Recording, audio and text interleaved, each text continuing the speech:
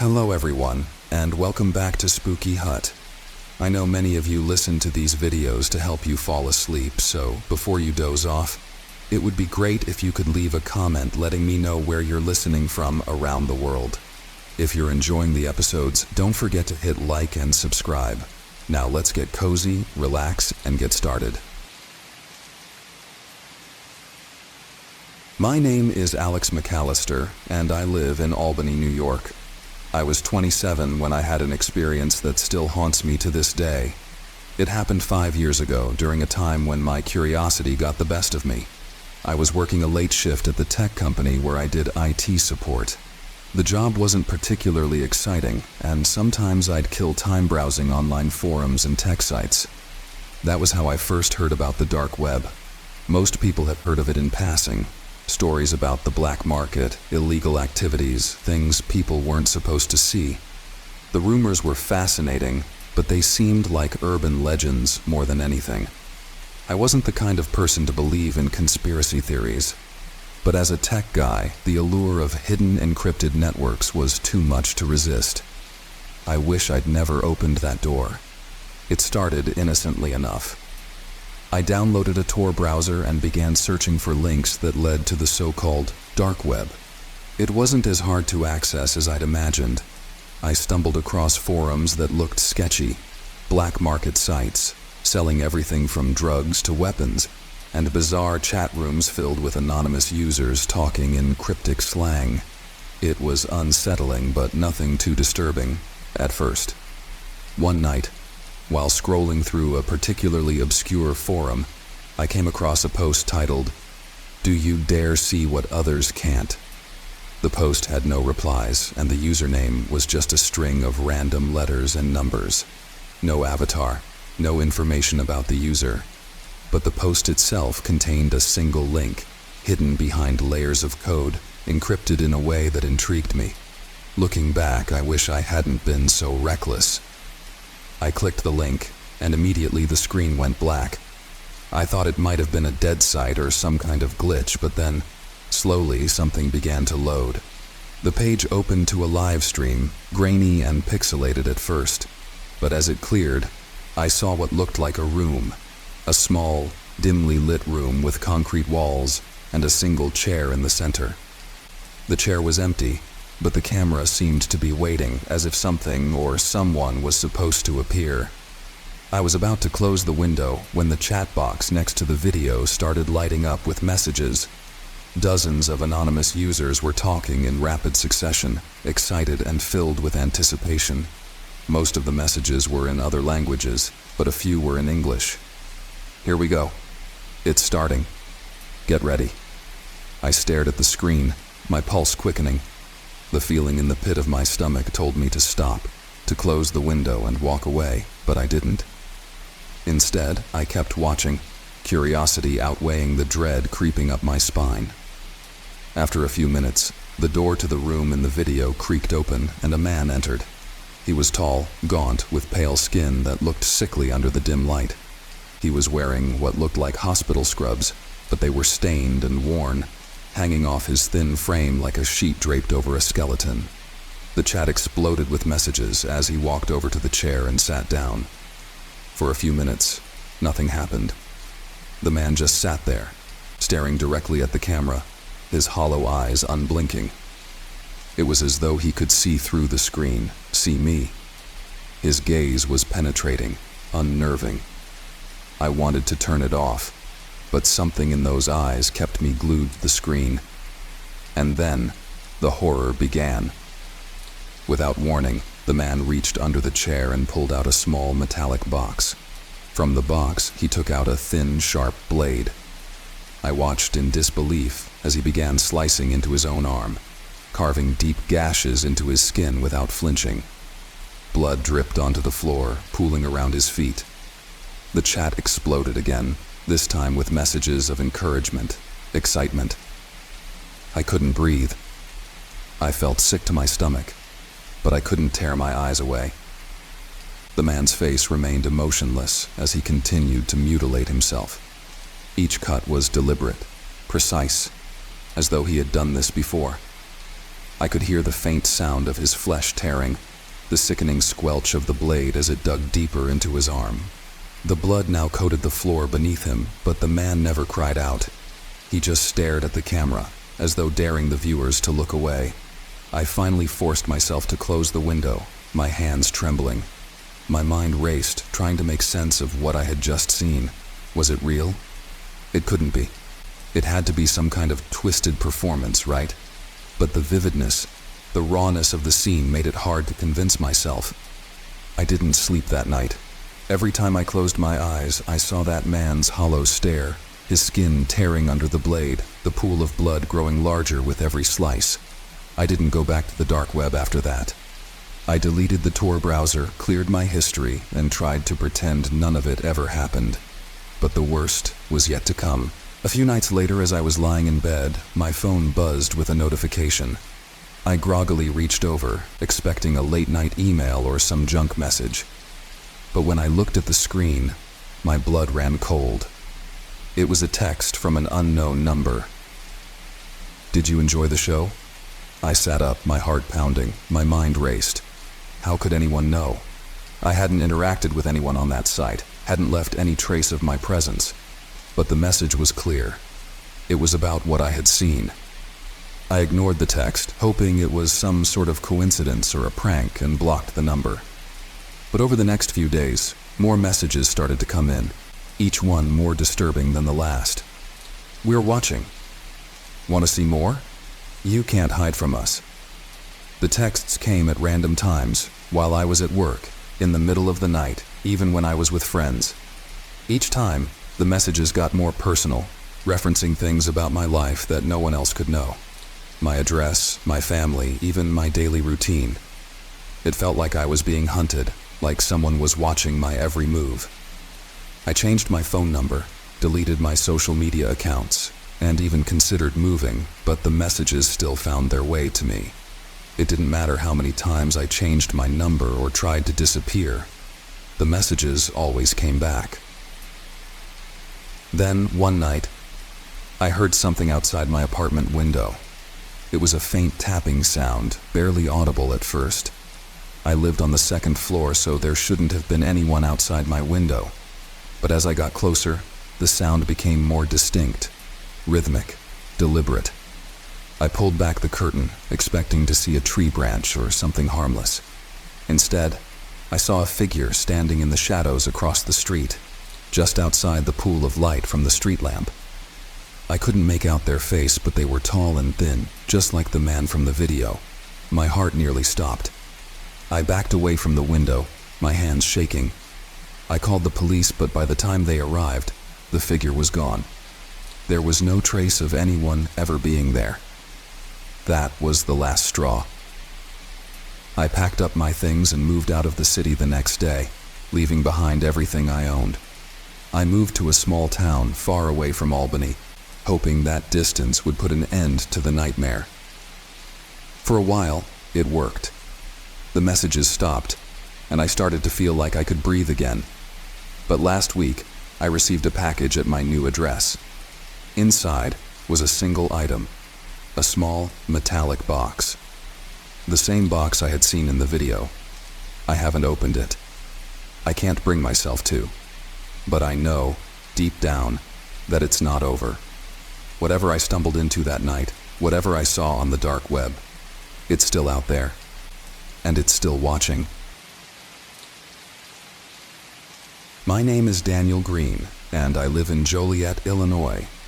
I was 32 when I took a job that would change my life forever. I was in between careers, having been laid off from my previous job at a manufacturing plant, when I saw a listing for a security guard position at the old Joliet Correctional Center. The place had been shut down for years and was now being used as a historical site, open for tours and occasional film shoots. It seemed like easy money. Just sit in a chair, patrol a few times a night, and make sure no one vandalized the place. I had no idea what I was getting myself into. The prison had a long, notorious history.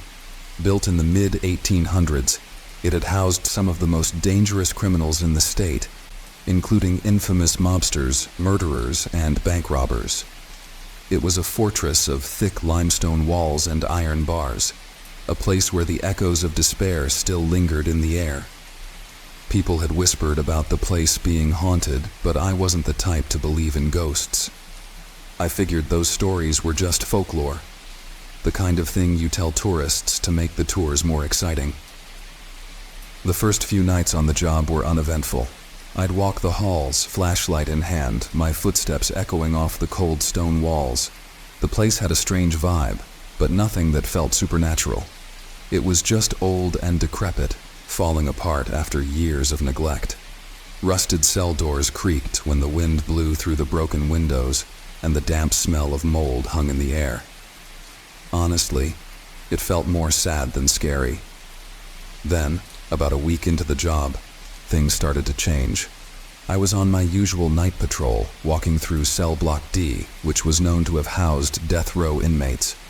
The temperature in that wing was always colder than the rest of the prison, but that night it felt freezing, like someone had left the doors to the outside wide open. I could see my breath in front of me as I walked, my flashlight flickering for no apparent reason. I was halfway down the row of cells when I heard it. The unmistakable sound of footsteps behind me. I turned around, but there was no one there. At first, I thought it might have been my own footsteps echoing off the walls, but the sound continued even when I stopped walking. Slow, deliberate steps, pacing back and forth. My heart began to race. I swept the beam of my flashlight across the cells, but they were all empty, just rows of rusting bars and decaying mattresses. The footsteps grew louder, closer, and then suddenly stopped. For a moment, there was nothing but silence. And then, from one of the cells, I heard a whisper, a low, raspy voice that sent chills down my spine. "Help me." I froze, the hair on the back of my neck standing on end. My mind was scrambling for a logical explanation, but there wasn't one. The prison was locked up tight. No one else was inside except for me. I called out, "Who's there?" But the only response was the faint rustle of something moving in the dark. I hurried out of Cell Block D, my heart pounding in my chest. I didn't stop walking until I was back in the main office, where I sat for the rest of the night, trying to convince myself that it had been my imagination, that old buildings make strange noises. But deep down, I knew what I had heard was real. The next night, I almost didn't want to show up for my shift, but I needed the job. Plus, I wasn't about to let a few creepy noises scare me off. I told myself I'd just stick to the main areas of the prison and avoid Cell Block D, but fate had other plans. Around midnight, as I was sitting at the desk in the office, the old landline phone rang. It startled me because I hadn't even known the phone was operational. I picked it up, expecting to hear my supervisor or maybe someone from the Historical Society, but there was no one on the other end. Just static. "Hello?" I said. For a moment, there was silence. Then, through the crackling static, I heard a voice. "Help us. Get out." It was the same voice I had heard in Cell Block D. I slammed the phone down, my heart racing. I couldn't explain what was happening, but I knew it wasn't normal. I spent the rest of the night pacing the office, too afraid to sit still, constantly checking the windows and doors to make sure they were locked. When my shift finally ended, I bolted out of there as fast as I could. The next day, I thought about quitting. Something was wrong with that place, something I couldn't explain. But my rational mind kept telling me it was just the stress of the job getting to me, that I was letting my imagination run wild. Against my better judgment, I went back for another shift. That was the night I saw them. It was around 1 a.m., and I had decided to take a quick patrol through the administration building. The lights in that area were dim, casting long shadows down the empty hallways. As I walked past the warden's office, I heard the unmistakable sound of a door creaking open behind me. I turned around, and there it was, a cell door, halfway down the hall, slowly swinging on its hinges. But that wasn't the worst part. Standing in the doorway was a figure, tall, gaunt, and dressed in what looked like a prison uniform from decades ago. His face was pale, almost translucent, and his eyes were hollow, like two dark voids staring right through me. For a second, we just stood there, staring at each other. Then, without a sound, he turned and walked into the cell. I ran. I didn't stop running until I was outside, gasping for breath. I called my supervisor and told him I couldn't do it anymore. I was done. Whatever was in that prison, I wasn't going to stick around long enough to find out. But it wasn't over. A few weeks after I quit, I started having nightmares, vivid, terrifying dreams about the prison. In the dreams, I was trapped inside one of the cells, and the inmates were still there, pacing back and forth, their eyes empty and lifeless. They whispered to me, begged me to help them, to let them out. Every night, the dream got worse. I could feel their cold hands grabbing at me, pulling me deeper into the prison. And then, one night, I woke up to the sound of my phone ringing.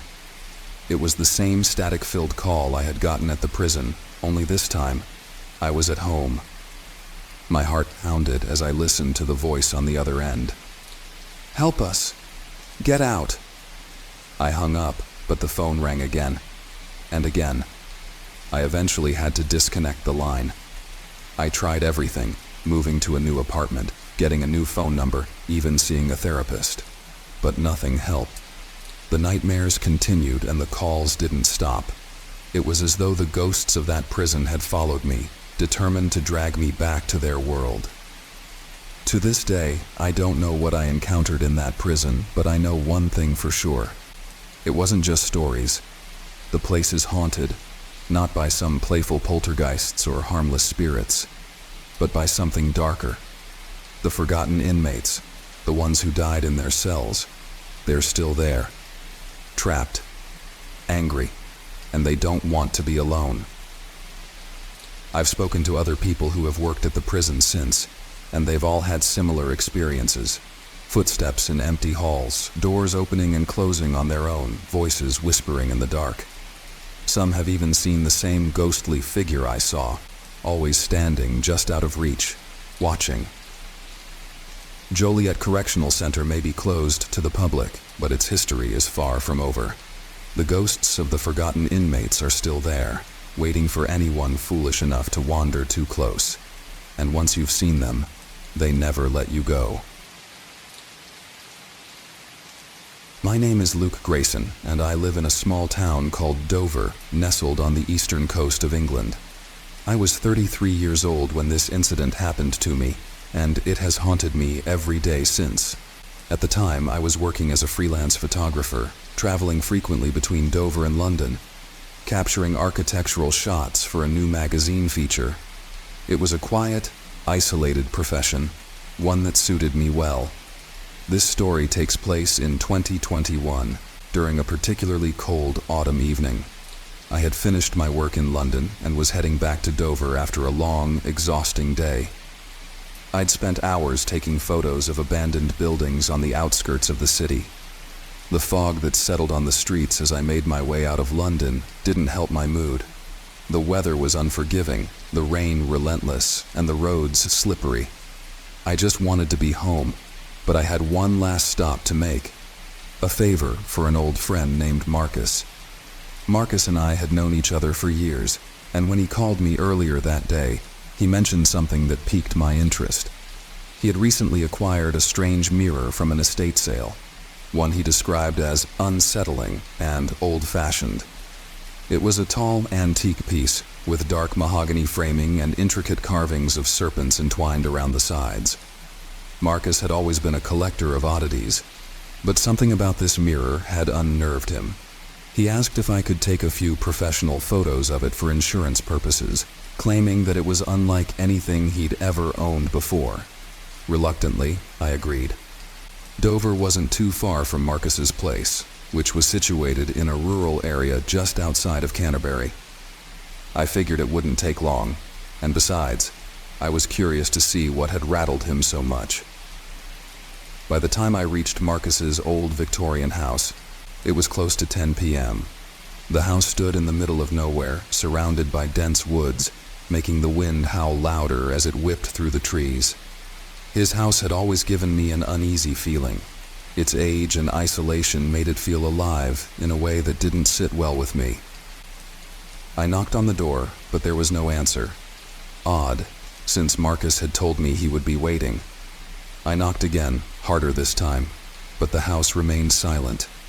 My irritation growing, I tried the door handle, which to my surprise turned easily in my hand. The door creaked open, revealing the dimly lit hallway inside. "Marcus," I called, stepping in. The house smelled faintly of damp wood and something else, something metallic. The air was cold, and the only sound was the rhythmic ticking of an old grandfather clock down the hall. There was no sign of Marcus. I called his name again, but only the ticking clock responded. I moved through the house cautiously, my eyes adjusting to the low light. Everything looked normal. Bookshelves lined with old leather-bound volumes, dusty framed paintings on the walls. Then, in the far corner of the living room, I saw it. The mirror. It was just as Marcus had described. Tall, about 7 feet, with a frame so dark it almost seemed to absorb the light around it.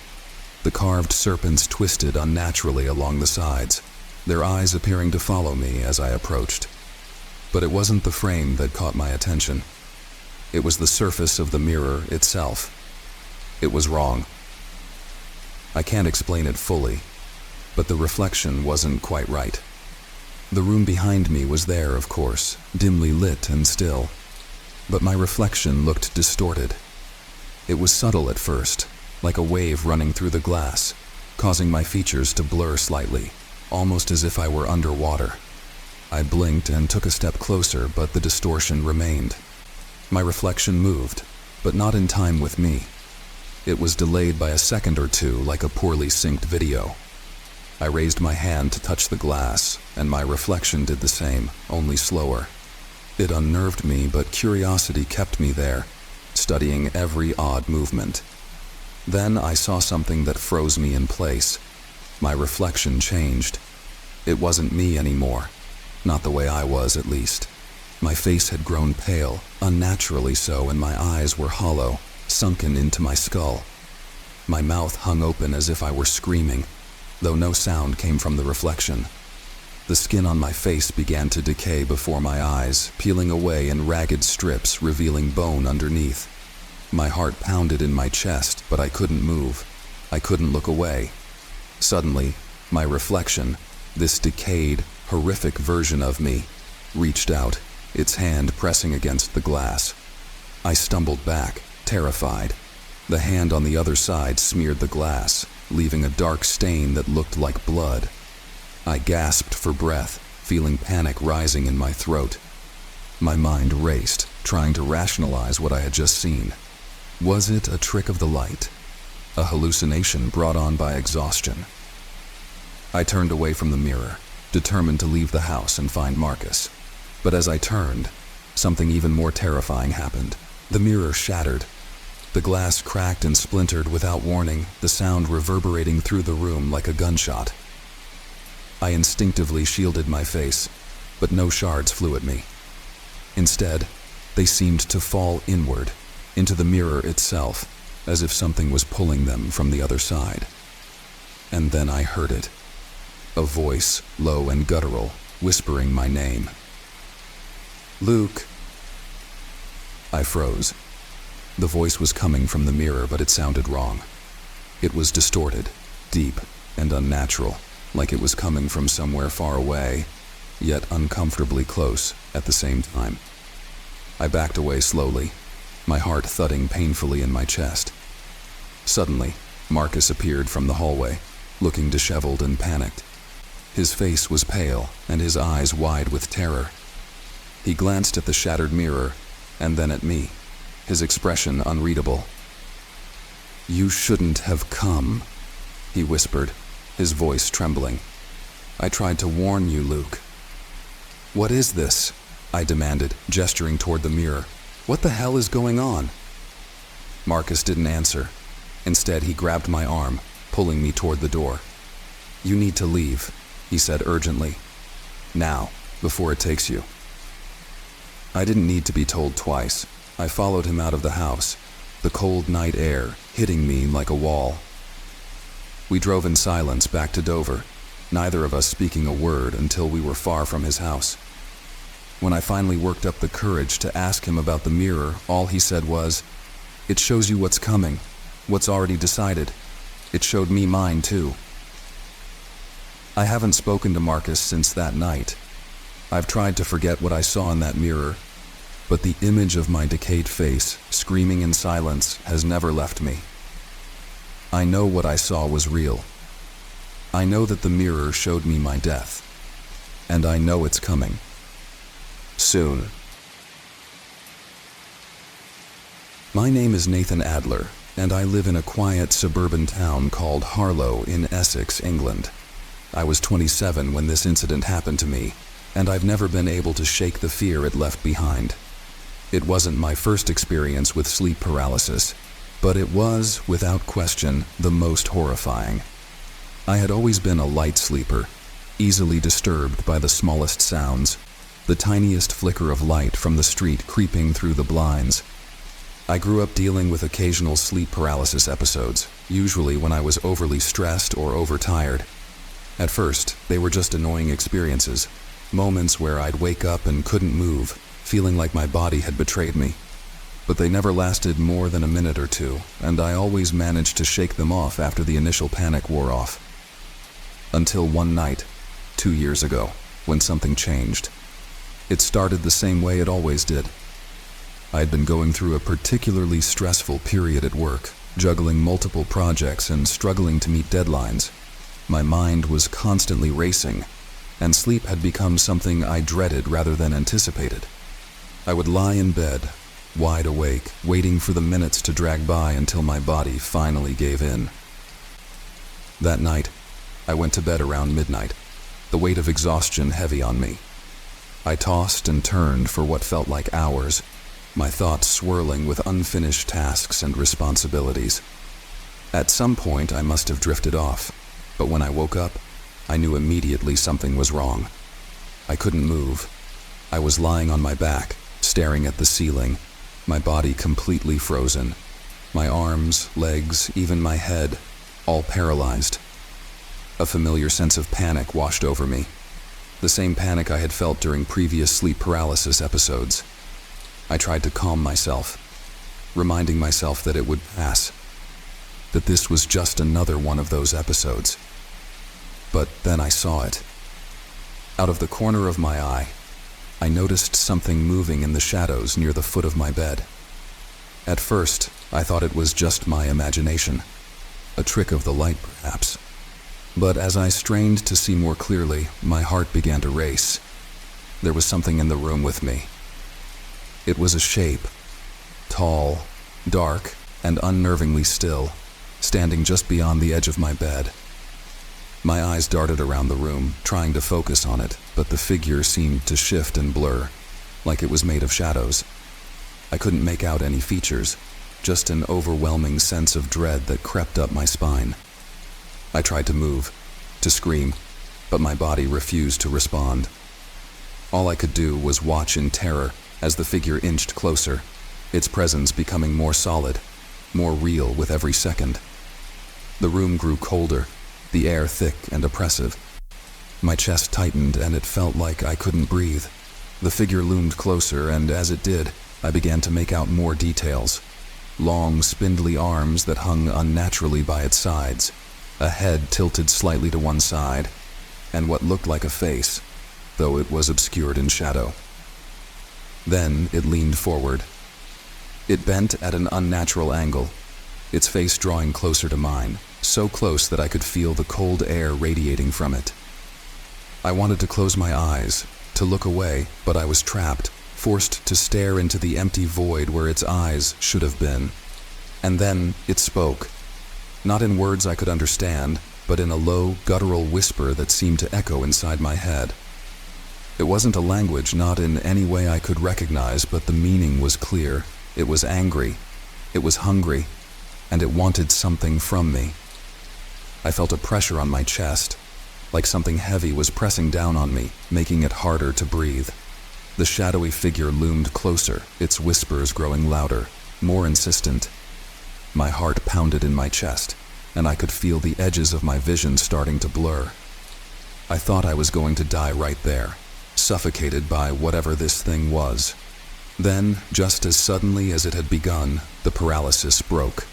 I gasped, sucking in a lungful of air, and shot upright in bed, my heart racing. The figure was gone. The room was just as it had been before, quiet, still, and undisturbed.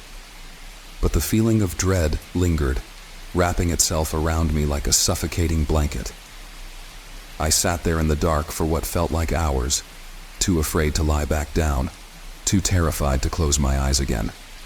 The next day, I tried to convince myself it had just been a particularly vivid sleep paralysis episode, that my mind had played tricks on me. But something about it felt different. The fear I felt wasn't the usual panic that came with being unable to move. It was something deeper, something primal. I didn't tell anyone about it at first. Who would believe me anyway? I could barely believe it myself.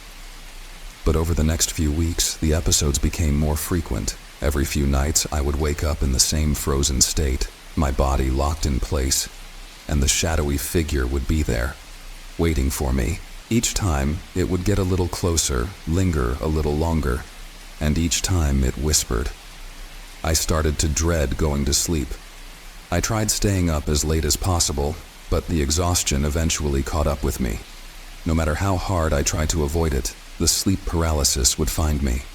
One night, after yet another encounter with the shadowy figure, I decided to do some research. I started reading about sleep paralysis and the phenomenon of sleep paralysis demons. To my shock, I found countless stories from people all over the world describing experiences just like mine. They all spoke of shadowy figures, cold presences, and feelings of suffocation. Some people called them demons, others entities or nightmares. But the most chilling part was that many described the same figure I had seen. A tall, shadowy form with no discernible features, a presence that seemed to feed on fear. As I dug deeper, I came across a story that made my blood run cold. It was an old legend, one that had been passed down in various cultures for centuries. The legend spoke of beings, ancient, malevolent spirits, that existed on the edges of sleep, waiting for moments of vulnerability. They couldn't physically harm you, but they could manipulate your fear, feeding off it, growing stronger with each encounter. The more you feared them, the more real they became. I tried to brush it off as superstition, but the similarities were too much to ignore. The next few nights I barely slept at all, constantly on edge, waiting for the shadow to return. When it did, it was worse than ever. This time, I woke to find the figure not at the foot of my bed, but right beside me, its face, or lack thereof, mere inches from mine. I could feel the cold radiating from it, seeping into my skin, freezing me to the core. The whispers were louder now, more insistent, and the pressure on my chest was unbearable. But this time I didn't just feel fear. I felt something else. Anger. I don't know where it came from, but as I lay there, trapped in my own body, something inside me snapped. I had had enough.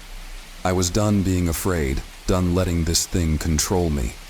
With every ounce of strength I had, I willed my body to move.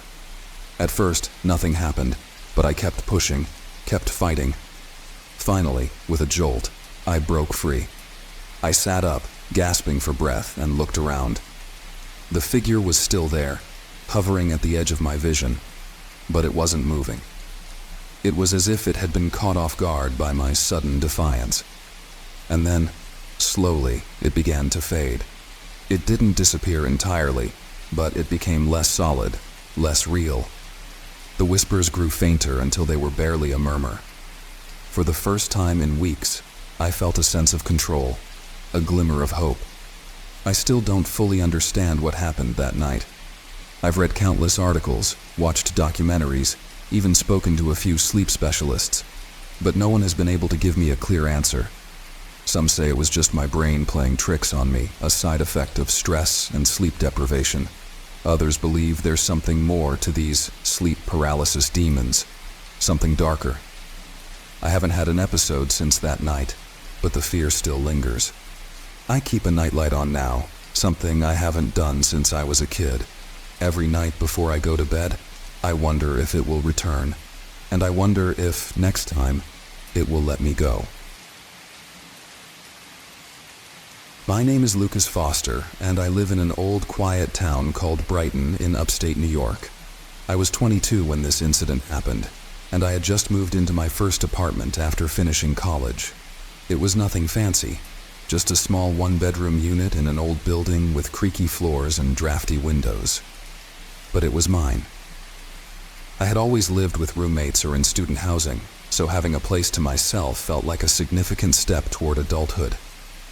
I never believed in the supernatural before all this happened.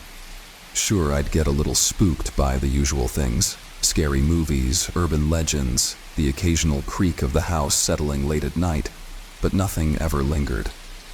I always found a way to rationalize the fear and move on. But what happened in that apartment changed everything. I can't explain it in any rational terms, and to this day, I still wake up in cold sweats, my mind racing back to those nights. It all started about a week after I moved in. I had finally finished unpacking, getting the place set up the way I liked it, and was starting to settle into a routine. The apartment had an old charm to it, but it was small and a bit run down. Just one bedroom, a cramped living room, and a kitchen that hadn't been updated in decades. The bedroom, in particular, was a bit odd. It was long and narrow, with only one window that faced the alley. The wooden floors creaked no matter where you stepped, and there was a large, low bed that had been left by the previous tenant. I should have replaced that bed. I don't know why I didn't. The first night it happened, I was half asleep, drifting in and out of consciousness, when I heard something. It was a faint sound, almost imperceptible at first, like the gentle tapping of nails on wood. I brushed it off as the building settling, or maybe the wind rattling the old windows. But then it happened again, louder this time. I turned on my side, trying to focus, but all I could hear was the rhythmic sound of my own breathing and the ticking of the wall clock. Just when I was about to drift off again, the noise came back, closer, more distinct. It was coming from under the bed. I froze. It was one of those moments where fear takes over completely, paralyzing you. I knew it was ridiculous. There was nothing under the bed. It had to be a mouse, or maybe the plumbing was acting up. I tried to convince myself that I was overreacting, but the tapping continued, slow and deliberate, as if something was crawling around beneath me. I sat up in bed, trying to calm myself down. The room was pitch black, except for the faint glow of the streetlight coming through the window. I fumbled for my phone, turning on the flashlight and aiming it at the floor. The light bounced off the hardwood, illuminating the space under the bed. Nothing. I let out a sigh of relief. It was empty, just dust bunnies and an old sock I hadn't noticed before. I laughed at myself for being so paranoid and lay back down, convinced that I had imagined the whole thing. But as soon as my head hit the pillow, the sound came back. It was louder this time, unmistakable. The sound of scratching, like nails dragging slowly across wood. I bolted upright again, my heart hammering in my chest. This time, I knew it wasn't my imagination. I leaned over the edge of the bed, slowly, my phone's flashlight trembling in my hand. The light cut through the darkness, illuminating the space beneath the bed. My breath caught in my throat as I saw something move, a brief, flickering shadow darting out of sight just as the light touched it. My mind raced. Maybe it was a rat, I thought, or some other animal that had gotten into the apartment. But deep down, I knew that wasn't it. The movement was too fast, too deliberate. It wasn't the scurrying of a small animal. It was something else. I didn't sleep much that night. I lay there, stiff and wide-eyed, every muscle in my body tense, listening to the occasional scraping sound from beneath the bed. It wasn't constant, just enough to keep me on edge, as if whatever was down there was waiting for me to fall asleep. The next morning, I was exhausted, but I told myself it had to be a pest problem. I called the building manager, explained the situation, and asked him to send someone over to check for rodents. A maintenance guy came by later that afternoon, took a quick look around, and told me there were no signs of any infestations. I didn't believe him. Over the next few nights, the noises got worse. The scratching became more frequent, more intense. I could hear it at all hours of the night, sharp, insistent, like claws scraping at the floorboards. And then there were the whispers. At first, I thought it was just my tired mind playing tricks on me. But as the nights dragged on, I became certain of it. I could hear faint, raspy whispers coming from under the bed. They were too low for me to make out the words, but they were there, echoing in the silence of the room, barely louder than a breath. I would lie awake, too terrified to move, listening to the hissing, whispering voices. Sometimes they seemed to be talking to each other, other times it felt like they were talking to me. But the words never made sense. Just a garbled mess of sounds that sent chills down my spine. I started avoiding the bedroom altogether, spending more and more time in the living room, falling asleep on the couch with the TV on. But every night I would eventually wake up, drawn back to the bedroom by some unseen force. It was like the bed was calling me, demanding my presence. One night, after a particularly restless evening, I snapped. I couldn't take it anymore. I grabbed a flashlight and a kitchen knife and knelt beside the bed. I was done with being scared. I was going to face whatever it was, once and for all. My heart pounded as I steeled myself, gripping the knife tightly in my hand. With one swift motion, I lifted the edge of the bedskirt and shone the flashlight underneath. There was nothing. Again. Just as I was about to get up, I felt it. A cold, bony hand clamped down around my ankle. I screamed, jerking my leg back. But the grip tightened, pulling me toward the bed. My flashlight fell to the floor, casting wild shadows around the room. I thrashed and kicked, my breath coming in ragged gasps as I tried to free myself from the icy grip. I managed to pull myself free and scrambled backward, my heart pounding in my chest. I didn't know what to do, whether to run or fight. But as I looked under the bed again, I saw it. A pair of eyes, glowing faintly in the darkness. They weren't human, too large, too wide, with pupils that seemed to stretch and contract unnaturally. The creature they belonged to was still half hidden in the shadows, but I could see its skeletal frame, hunched and twisted, its long, spindly arms reaching out toward me. I don't remember how I got out of the apartment that night. I just remember running, stumbling down the stairs, my breath ragged and my mind racing with terror. I didn't stop until I was outside, standing in the middle of the street, gasping for air under the cold night sky. I didn't go back to the apartment for a few days. I crashed at a friend's place, too shaken to even think about returning. When I finally did, I brought a friend with me. I didn't tell him everything, just that I had been hearing noises and that I thought someone might have broken in. We searched the place from top to bottom, but there was no sign of any intruder. No sign of the creature I had seen. I moved out a few weeks later. It's been over a year now, and I still don't know what I saw or what it wanted. I've tried to convince myself that it was a hallucination, that my sleep-deprived brain was playing tricks on me. But deep down, I know that's not the case. I'll never forget the feeling of that cold, bony hand wrapped around my ankle, or the way those eyes stared up at me from the darkness under the bed. And sometimes, when I lie awake at night, I swear I can still hear the whispers. I never got rid of that bed. When I moved out, I left it behind, just like the previous tenant had done. But every once in a while, I wonder what's happening in that apartment now, if someone else has moved in, if they've heard the scratching or seen the eyes. And I wonder if the creature is still there waiting for its next victim, waiting under the bed. My name is Andrew Caldwell, and I live in San Antonio, Texas. I was 33 when this incident happened to me, and it changed my entire perspective on life and death. I had just gotten back from a work trip in New Orleans, driving late into the night to get home before the weekend. The road stretched endlessly before me, and somewhere between exhaustion and the dim glow of headlights, I found myself in a place where time felt wrong.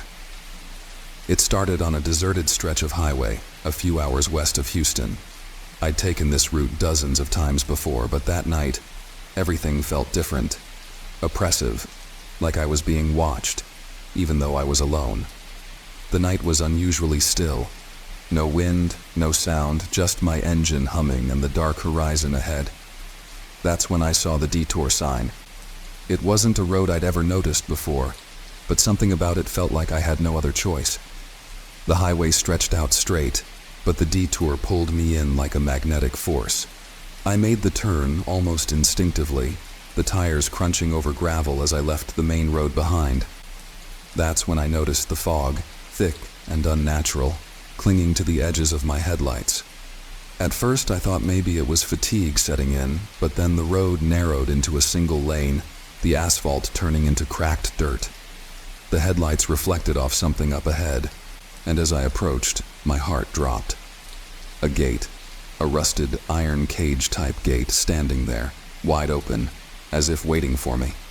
I should have turned around then and there, but something about the whole thing felt inevitable, like I was being led to this exact spot. I drove through the gate and immediately everything changed. The air grew colder, unnaturally so, and the landscape looked wrong, like I had driven into a place that didn't exist on any map. There were no street lights, no signs, no other cars, just a long, winding path that twisted ahead like it had no end. I felt the panic rise in my chest, but before I could pull over, something caught my eye. A figure standing by the side of the road. It was a man, or at least it looked like one, but there was something off about him. He wore an old-fashioned suit, the kind you'd see in photos from the 1930s, and he stood there perfectly still, not even flinching as my car approached. His face was pale, too pale, like he hadn't seen sunlight in decades. I slowed down as I passed him, but he didn't move, didn't even glance in my direction. I remember gripping the steering wheel so tightly that my knuckles turned white, my mind racing with explanations. Maybe it was just a strange coincidence, a local guy, or someone whose car broke down. But deep down, I knew something was wrong.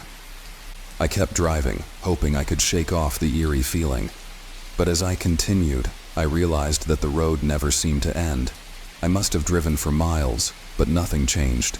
The same dead trees lining the road, the same suffocating fog, and that feeling of being watched growing stronger with each passing minute. And then, just as my nerves were about to snap, I saw another figure. This time, it was a woman, dressed in a long, tattered gown. She stood in the middle of the road, blocking my path. I slammed on the brakes, my heart hammering in my chest. She didn't move. I stared at her through the windshield, frozen, as she slowly lifted her head to look at me. Her eyes were hollow, black, empty pits that seemed to pull everything in, including the air in my lungs.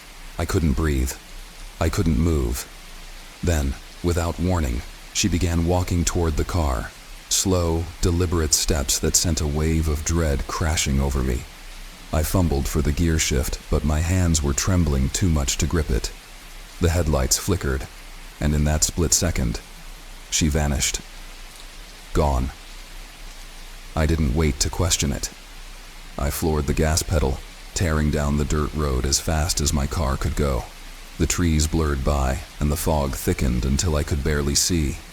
The road twisted and turned, and I kept expecting to find an end, but it never came. That's when I heard the whispers. They were faint at first, like they were coming from the radio, but when I looked, the radio was off.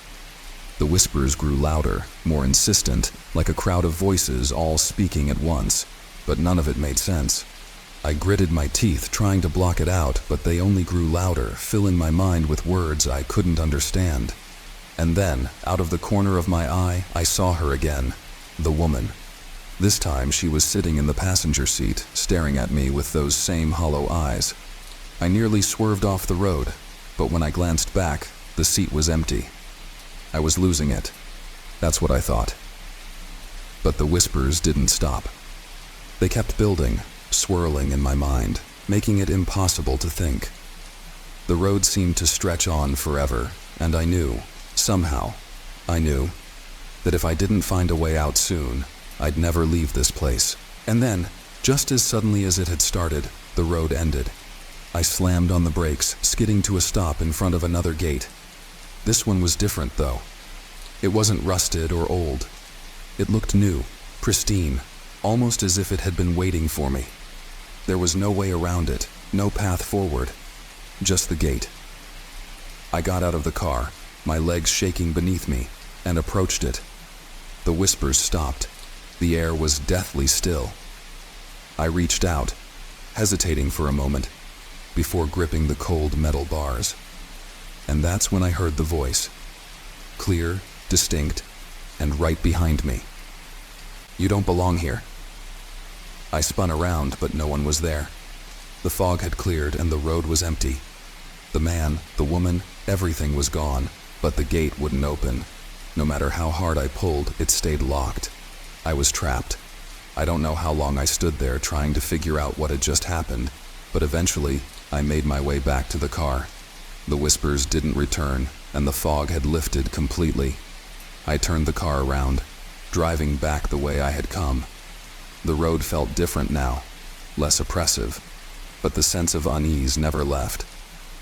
When I finally made it back to the main highway, I felt like I'd escaped something I can't fully explain even now.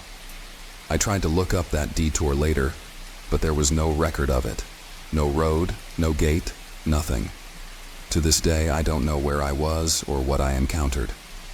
But I'll tell you this, I've never taken that route again. And I don't think I ever will. Because once you've seen the edge of the afterlife, you never truly come back. My name is Ethan Delaney, and I grew up in a small town in Kansas called Willow Creek. I was 19 when this happened to me, during the fall of my freshman year in college. I had come home for Thanksgiving break, and I was excited to spend a few days with my family on our farm. My parents had inherited the land from my grandparents, and it had been in our family for generations.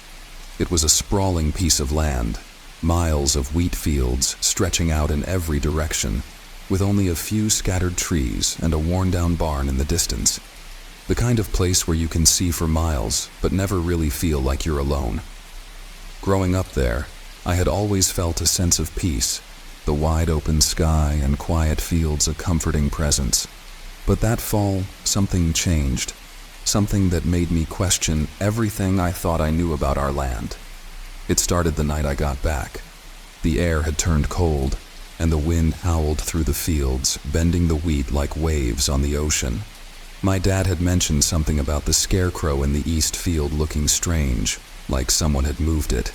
But he shrugged it off, thinking it was probably the wind.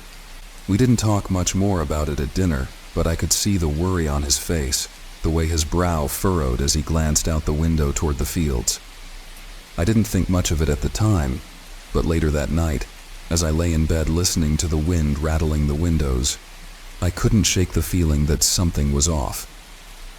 The next day, I decided to head out to the barn to check on some of the equipment my dad had been meaning to fix.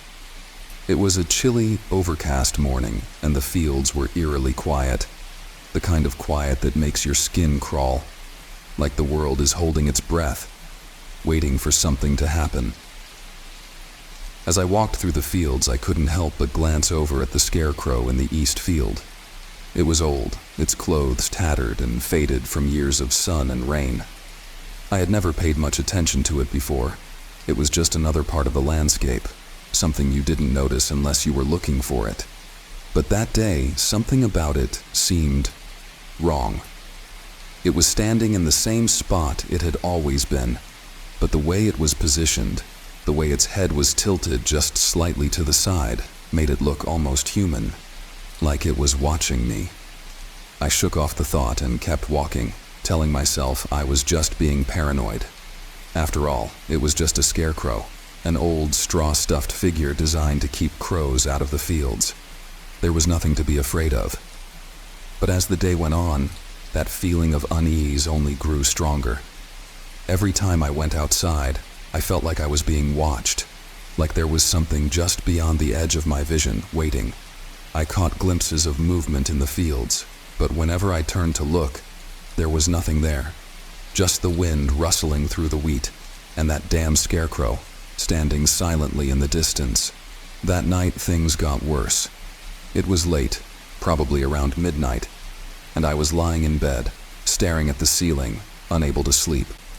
The house was quiet, my parents already asleep down the hall. But outside, the wind had picked up again, howling through the fields like a storm was coming. I tried to ignore it, but then I heard something, a sound that didn't belong. It was faint at first, barely audible over the wind, but it grew louder, more distinct. It was the sound of footsteps. Slow, deliberate footsteps, crunching through the dry grass just outside my window. My heart raced as I sat up in bed, listening intently. The footsteps stopped, and for a moment there was nothing but silence. I held my breath, straining to hear anything, but the only sound was the wind rattling the window. I was about to lay back down, convincing myself that it was just the wind playing tricks on my mind, when I heard it again. This time, it was louder, closer. The unmistakable sound of footsteps moving through the grass, coming from the direction of the east field. I jumped out of bed, my pulse pounding in my ears. I didn't know what I was expecting to see, but I had to look. I had to know if someone, or something, was out there. I threw on a jacket and grabbed a flashlight from the kitchen, trying not to wake my parents as I slipped out the back door. The cold air hit me like a slap in the face, and I shivered as I made my way across the yard, the flashlight beam cutting through the darkness. The wind had died down, leaving the night eerily still. Too still. I hesitated at the edge of the field, scanning the rows of wheat for any sign of movement. Nothing. Just the swaying of the stalks in the breeze. I let out a breath I didn't realize I was holding and turned to head back to the house. That's when I saw it. Standing in the middle of the field, no more than 20 feet away, was the scarecrow. But it wasn't standing where it had been before. It had moved. I knew it had. It was impossible. But there it was, standing in a completely different spot, its head still tilted at that unnatural angle as if it were watching me. I froze, my heart hammering in my chest. There was no way it could have moved on its own. Someone must have done it, maybe as a prank. But who? The nearest neighbor was miles away, and no one had been on our property, at least no one that I knew of. The flashlight shook in my hand as I pointed it at the scarecrow, my breath coming in short, panicked gasps. I took a step back, then another, my eyes never leaving that lifeless figure. And then, to my horror, it moved. It wasn't much, just a small twitch of its arm, but it was enough to send me sprinting back toward the house, my feet pounding against the dirt as I ran faster than I ever thought possible. I didn't stop until I was inside, slamming the door behind me and locking it with trembling hands. I didn't sleep that night. I sat in the living room, the flashlight clutched in my hand, staring out the window, waiting for something to happen. But the scarecrow never came. By morning, I had almost convinced myself that I had imagined the whole thing, that it was just the result of too little sleep and too much time spent alone in the fields. But when I went outside later that day, the scarecrow was gone. I walked out to the east field, my heart pounding in my chest, expecting to find it lying on the ground or blown over by the wind. But it wasn't there. There was no sign of it, no sign that it had ever been there at all. I asked my dad about it, but he just shrugged, saying he hadn't touched it. My mom thought maybe some local kids had stolen it as a prank, but deep down I knew that wasn't the case. I had seen it move. I had seen it come to life. Over the next few days, strange things started happening around the farm. Doors that were locked at night were found wide open in the morning. Objects disappeared, only to reappear in strange places. And at night I could hear those footsteps again. Slow, deliberate footsteps, always coming from the direction of the east field. The final straw came a few nights later. I was in the barn, checking on some of the equipment my dad had asked me to fix, when I heard the footsteps again. This time, they were inside the barn. I froze, my hand gripping the wrench so tightly that my knuckles turned white. The footsteps grew louder, closer, until they stopped right behind me. I turned around slowly, my heart racing, and there, standing in the doorway, was the scarecrow. Its hollow eyes stared at me, its head tilted at that unnatural angle, its tattered clothes hanging loosely from its straw-stuffed body. But it wasn't lifeless. It was moving. Slowly, deliberately, it took a step toward me, its straw-filled hand reaching out. I didn't think. I just ran. I bolted out of the barn, sprinting across the field, not stopping until I was inside the house. I locked every door and window, my hands shaking, my breath coming in ragged gasps. That was the last time I saw the scarecrow. The next morning, I told my parents I was leaving early, heading back to school before the break was over. I couldn't stay on that farm, not after what I had seen. I haven't been back to Willow Creek since. My parents still live there, but I can't bring myself to visit. Not after what happened. Not after that scarecrow came to life. Some nights when I'm lying in bed, I still hear those footsteps. Slow, deliberate footsteps coming closer and closer, as if it's still out there waiting for me to return.